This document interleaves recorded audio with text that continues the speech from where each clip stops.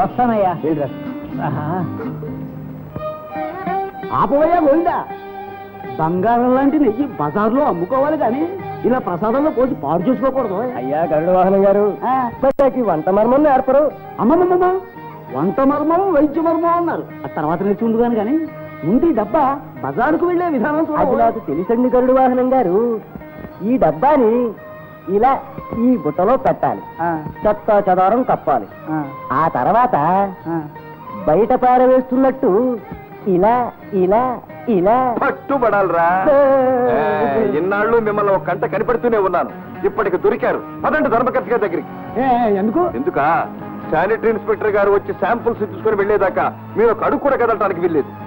గరుడు వాహనం అయ్యా, బాలభోగం ఆరగింపు కావాలి. నైవేద్యమైందా? అవలేదు, అవదు. ఈయన గారు అవనిస్తేగా.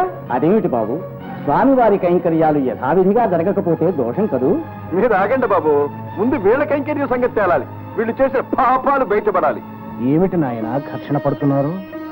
సమయానికి వచ్చారు. అసలు ఈ బజారుకు జారవేస్తున్నారు. కల్తీలెత్తో ప్రసాదం వండుతున్నారు. ఇన్ని ఘోరాలు జరుగుతున్నాయన్నమాట. ఇంకా ఎన్నో ఘోరాలు జరుగుతున్నాయి. వాటన్నిటికీ సాక్ష్యాలు ఉన్నాయి. మీకు కావాలంటే లిస్టు రాసిస్తాను. నా అజమాయిషీలో ఇలాంటి ఘోరాలు జరుగుతాయని కలలో కూడా అనుకోలేదు. కళ్ళెదిటే కనబడుతున్నాయిగా. శానిటరీ ఇన్స్పెక్టర్ గారు వచ్చి కల్తీని రుజువు చేస్తారు. ఆయన ఎప్పుడు వస్తాడో? బాలభోగం ఆలస్యం కాకూడదు. అది నిజం. నేనే స్వయంగా శాంపుల్స్ రసాయన పరీక్షకు పంపిస్తాను.